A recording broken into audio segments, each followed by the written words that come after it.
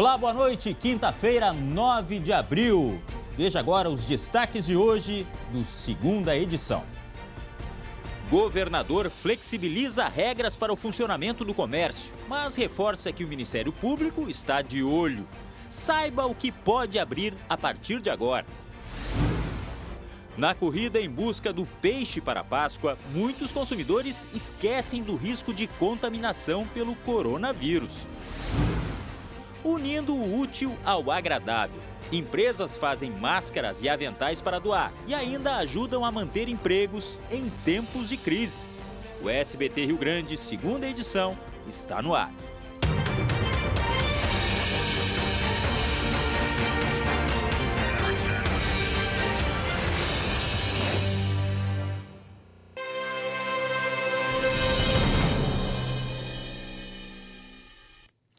Infelizmente, não começamos com boas notícias. O Rio Grande do Sul ultrapassou a marca dos 600 casos confirmados da Covid-19 e aumentou bastante o número de mortos em relação a ontem.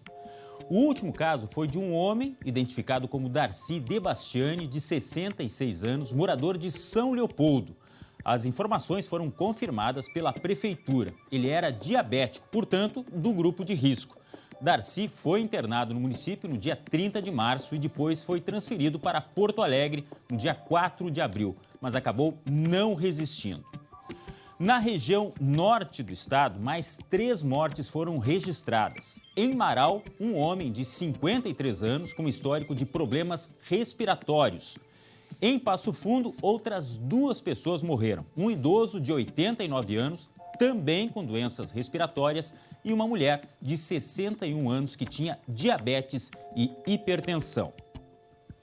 Felizmente, são notícias que a gente não gosta de dar e agora nós vamos olhar aqui o mapa das mortes aqui no Rio Grande do Sul. Lembrando que são 636 casos confirmados da Covid-19 em todo o estado até o momento, 14 mortes. Temos aqui no mapa a distribuição dessas mortes. Em Porto Alegre, 6 mortes, é a cidade que tem mais casos. Aliás, a região metropolitana concentra o maior número. Novo Hamburgo tem 2 casos. Passo Fundo, aí passamos para a região norte do estado, 2 vítimas fatais. E depois, com uma morte cada, São Leopoldo, no Vale dos Sinos. Alvorada, que fica na região metropolitana, com um caso. Ivoti, também uma morte. E Marau, no norte do estado, aliás, uma cidade perto de Passo Fundo, também com uma vítima fatal. Lembrando, e isso é uma boa notícia, que existem os casos recuperados. E isso nós temos também que noticiar. Por exemplo, Porto Alegre tem mais de 105 casos de pessoas recuperadas da Covid-19. O que, convenhamos, é uma luz, é uma boa notícia em meio ao caos, à crise proporcionada pelo novo coronavírus. E o governador Eduardo Leite anunciou hoje uma flexibilização no funcionamento do comércio.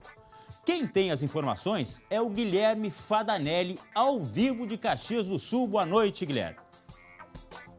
Boa noite, Glauco. A abertura do comércio foi abordada hoje pelo governador Eduardo Leite. Esse novo decreto estabelece a possibilidade, então, de abertura de restaurantes e lanchonetes, estabelecimentos de higiene pessoal, como cabeleireiros e barbeiros, além de lojas de chocolates. Só que é importante, Glauco, lembrar o seguinte: para a abertura é preciso que os municípios deem esse aval para o funcionamento desses estabelecimentos. Além disso, devem ser observadas as condições de higiene, a distância de 2 metros entre as pessoas e também o uso de equipamentos de proteção. Agora, tem uma cidade aqui da Serra, Glauco, Farroupilha, que deixou aí as normas bem mais flexíveis. Hoje de manhã, nossa equipe esteve por lá para mostrar o comércio aberto, as lojas com as portas abertas, respeitando algumas questões de higiene, como o uso do álcool gel, também 30% da lotação máxima dos espaços, mas essa medida, esse decreto municipal lá de Farroupilha também traz algumas coisas meio polêmicas, como, por exemplo, a questão do isolamento humanitário. O que é isso? É o isolamento apenas de idosos com mais de 70 anos, crianças com menos de 10 anos e também doentes crônicos. Esse decreto, Glauco, também fala em abertura das academias, desde que o atendimento seja individual. Toda essa polêmica lá de Farroupilha motivou, inclusive, uma fala, um pronunciamento do governador do estado, Eduardo Leite. Vamos ouvir. O estado tomou a posição do decreto. O Ministério Público já entrou com uma ação em relação a esta medida do prefeito de Farroupilha. Eu entendo a angústia de muitos setores e que certamente é a angústia do prefeito, mas este momento impõe o respeito às normas que poderão sofrer consequências em função das ações que o próprio Ministério Público, como um dos órgãos fiscalizadores, deverá impor a partir da demanda judicial que poderá vir a impor ao prefeito alguma sanção em função dessa não observância ao decreto. Bom, daqui a pouco a gente volta a falar com o Guilherme Fadanelli lá da Serra e tem aquela velha questão, né? Pessoas que querem trabalhar e a questão da saúde pública do outro lado. A gente já abordou várias vezes, agora o governo estadual flexibilizou, mas deixou bem claro. Não pode ser a Deus dará, não pode ser casa de Irene, como a gente brinca, né? E aí entra a fiscalização. Por exemplo, em Farroupilha é obrigatório a partir de agora usar máscaras de proteção, certo? Agora, como vai ser feita a fiscalização? Porque o problema não é liberar, flexibilizar, é fiscalizar que não haja aglomeração de pessoas. É justamente esse o grande perigo. Aquilo que a gente tanto bate naquela tecla, se acontecer de várias pessoas ficarem doentes e precisarem de leitos ao mesmo tempo, que lei vai resolver? Nenhuma. Então, os prefeitos que atentem para isso, o governador deixou claro, o Ministério Público está de olho, promete recorrer dessa decisão lá de Farroupilha. Por quê? Porque não pode ser simplesmente uma decisão e cumpra-se. Tem que saber como vai ser fiscalizado. Olha só, o governo estadual decretou também hoje a obrigatoriedade de registro de pacientes com Covid-19 para hospitais públicos e privados. O objetivo é mapear a evolução da doença no estado. Em uma transmissão pela internet, você viu aí que o governador falou através da internet, né? Ele disse acerca do plano do executivo para o dia 16 de abril, quando terminaria o isolamento. Veja aí. Na próxima semana, nós devemos ter duas frentes de informações importantes. No sábado e no domingo, a Universidade Federal de Pelotas estará em campo com os pesquisadores, fazendo a primeira rodada das pesquisas daquela projeto científico de levantamento da prevalência do coronavírus na população. Vão observar, então, até a terça-feira nós esperamos estar com esses primeiros dados da Universidade Federal de Pelotas. Aliado a isso, nós estamos robustecendo estas informações das internações clínicas e das internações em terapia intensiva, para termos um monitoramento constante, território a território, pelas regiões do estado, nos hospitais, nos municípios, como é que se comporta a internação por coronavírus. Nós contratamos novos laboratórios, contratamos com a Universidade Federal do Rio Grande do Sul, contratamos um laboratório privado, vamos ampliar a nossa capacidade de diagnósticos por exames do PCR, o exame laboratorial, que vai nos ajudar a termos mais rapidamente o diagnóstico dos pacientes internados.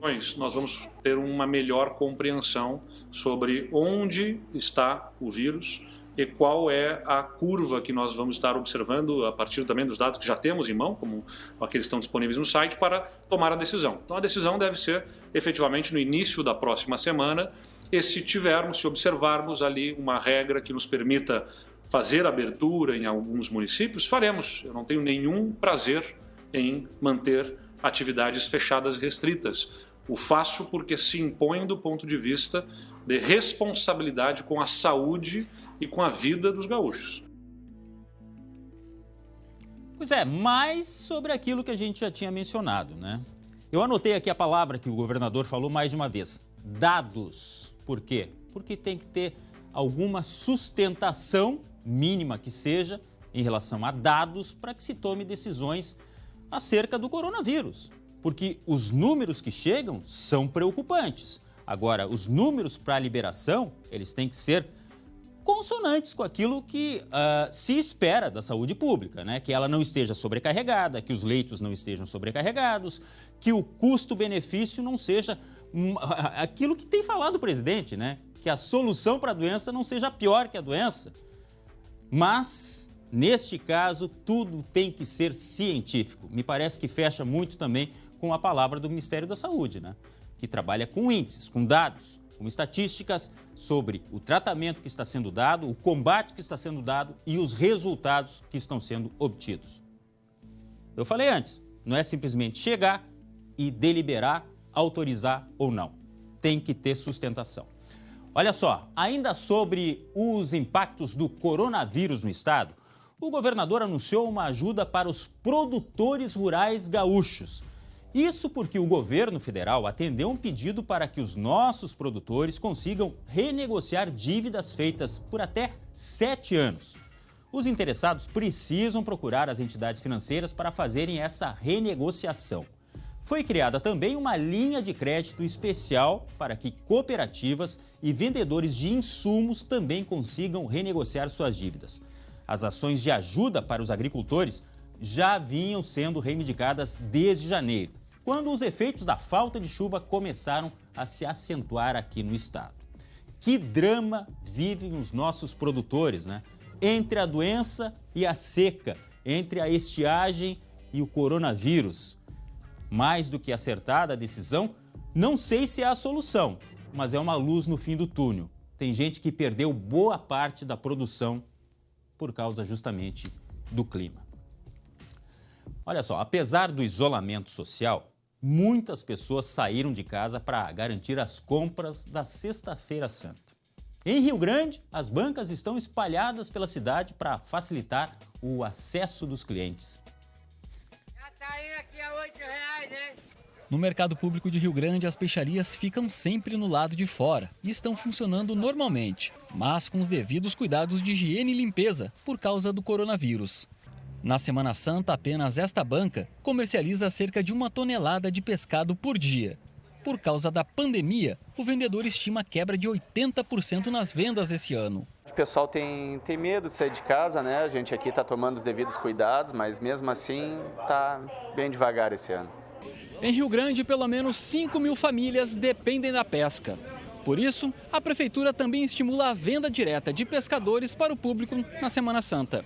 Quem ainda está tentando garantir seu peixe para o feriado, pode encontrar ele também em uma das 22 bancas que estão distribuídas pela cidade. Para não afastar ainda mais os clientes, os preços neste ano não sofreram nenhum reajuste. Recém hoje que estão chegando mais para comprar. A gente também não sabe, né? Mas dentro do possível vai dar. Estou tomando alguns cuidados, mas o preço está bom. O camarão está bom. E mesmo em meio a preocupações com o coronavírus, muitos consumidores não deixam passar a Sexta-feira Santa sem levar um bom pescado para casa. Eu estou de quarentena e só saio assim, só necessidade mesmo. E quando saio é com máscara. E faço o que tem que fazer rapidinho e volto para casa. Agora já vou voltar para casa. Tem que manter a tradição, né? Mesmo com essa pandemia, mas tem que continuar a vida, né? Tem que continuar a vida. Agora, depende como. Por exemplo, em Porto Alegre, as compras para o feriado têm gerado aglomeração. Mesmo com aquela orientação, né, de não ficar tão próximo um cliente do outro. Os clientes do mercado público não estão respeitando muito essas normas para evitar o contágio pelo coronavírus. E é mais um dia de longas filas para entrar no mercado público de Porto Alegre. Com a Sexta-feira Santa se aproximando, as peixarias receberam autorização e estão funcionando das 7h30 da manhã até as 9 horas da noite. Só que antes mesmo da abertura, já tem gente formando filas para entrar. Para agilizar o atendimento, algumas variedades de filé de peixe estão com preço fixo de R$ 24,90 o quilo. Do lado de fora, uma tenda foi colocada para que pescadores do extremo sul também também vendam seu peixe. O que é possível perceber é que, apesar das recomendações dos órgãos de saúde, as pessoas não estão respeitando a distância de 2 metros. Mutirão, criatividade, pesquisa, tem notícia boa envolvendo o coronavírus. Por exemplo, um protótipo de respirador para ventilação pulmonar foi desenvolvido por profissionais voluntários em Caxias do Sul, na Serra Gaúcha. Quero voltar a conversar com o Guilherme Fadanelli. Guilherme, quanto tempo essa equipe levou para fazer um novo equipamento, hein? 2 semanas, Glauco. Esse foi o tempo que essa equipe levou para colocar o projeto de pé. E envolveu um trabalho conjunto de professores da Universidade de Caxias do Sul, técnicos, engenheiros e empresários. E a demanda partiu aqui, do Hospital Geral, que atende 100% o SUS a 49 municípios aqui da região da Serra. Esse equipamento, Glauco, ele é capaz de atender situações de emergência em pacientes adultos, ventilando o ar para dentro dos pulmões. O aparelho já passou por testes, comparando as funções com o respirador convencional, passou nesses testes e agora vai partir para a segunda fase, que é a certificação de laboratório. Depois disso, depende da autorização dos órgãos federais para a produção. Toda essa fabricação do respirador será doada, não terá uso comercial e por isso o pessoal aqui do projeto está buscando apoio de empresários para poder fabricar o maior número. A estimativa é que dentro de 5 semanas se consiga produzir até 300 respiradores. É a nossa boa notícia em meio, a tantas notícias ruins que a gente vem trazendo aí sobre a Covid-19, né, Glauco? Baita notícia, muito obrigado, Guilherme Fadanelli. Olha, realmente, em tempos de tanta crise por causa do coronavírus, todo mutirão é bem-vindo, toda ajuda é bem-vinda. Senhores empresários, olhem com carinho, uma ajuda não vai fazer mal. Essa iniciativa aí merece um pouco mais de atenção realmente. Olha só, uma das vítimas da Covid-19 aqui no estado era a moradora de um asilo de Novo Hamburgo. Notícia triste que serve de alerta para os cuidados dentro dessas instituições. O momento de convivência agora é a distância, cada um na sua poltrona. E outras medidas de prevenção também foram adotadas. Intensificamos a lavagem de mãos, o uso de álcool gel, a etiqueta respiratória e a higienização dos ambientes. Na SPAM, as visitas estão suspensas e o contato com a família é só por vídeo. Já no residencial Novo Mundo, algumas exceções foram abertas para idosos que apresentaram piora na saúde. Porque para muitos idosos, principalmente aqueles com depressão e que já sentem esse impacto da falta de visitas, a gente tem que criar alternativas. Para quem consegue lidar com tecnologia, fica mais fácil. Em todos os casos, a ordem é para uma higienização rigorosa, tanto dos funcionários quanto das visitas. Todos recebem uma máscara e só podem entrar após medirem a temperatura e não apresentarem febre. Depois são levados a uma sala, onde trocam a roupa usada no deslocamento. Tudo isso antes de qualquer contato com os idosos. Em Novo Hamburgo, a prefeitura vai usar a estrutura de um hotel desativado para isolar pessoas sem laços familiares e com suspeita da Covid-19. Nestes casos aí nós não temos como fazer isolamento domiciliar e nem mandar um idoso de volta para o lar onde ele vai contaminar outros idosos. Então aquele espaço foi criado com esta finalidade. E para aliviar a saudade, antigas práticas podem ser resgatadas, como a serenata. Foi o caso de familiares de idosos que estão neste lar geriátrico no bairro Menino Deus, em Porto Alegre. Uma maneira de aquecer o coração dos vovôs em tempo de isolamento. Eu me sinto tão seguro no teu colo altíssimo.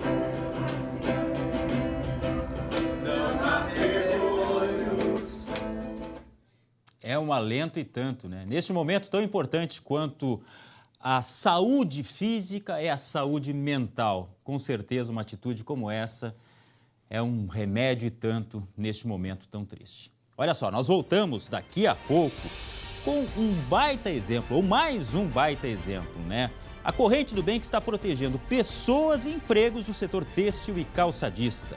E ainda os bebês que venceram a Covid-19. Já voltamos.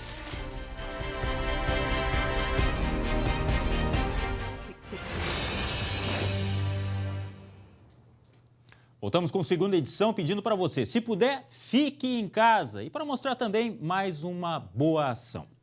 Pessoas em empregos protegidos. Graças à União de Empresas e Indústrias de Vestuário do Rio Grande do Sul, um mutirão produz máscaras e aventais hospitalares que vão ser doados para quem precisa no combate ao novo coronavírus. O trabalho é minucioso, exige atenção, cuidado, como numa linha de produção.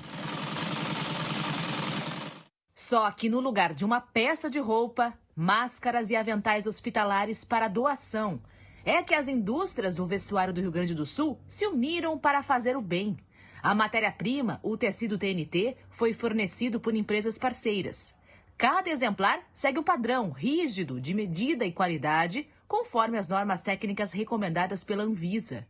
A primeira remessa resultou em 500 mil máscaras e 26 mil aventais em apenas 15 dias.